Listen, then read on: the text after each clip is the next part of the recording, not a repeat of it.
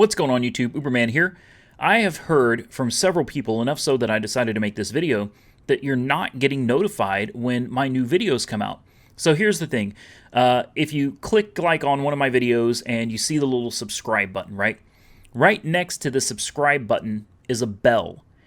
Now, you have to click that bell and make sure that it's got these little squiggly, I'll post a picture like right here. You have to click the bell and make sure that it's like activated. If it's just a picture of a bell, then you're not going to get notified when my videos come out. But if you click it and you have a bell that has like these lines, these curves going around the top of it, that means the bell is active.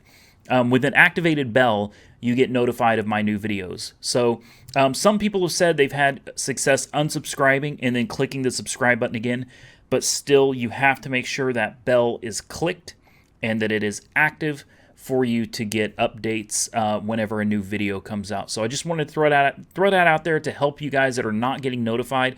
If you have any questions, comment below, and I'll do my best to assist you. As always, like, comment, subscribe, and I'll catch you in the next one.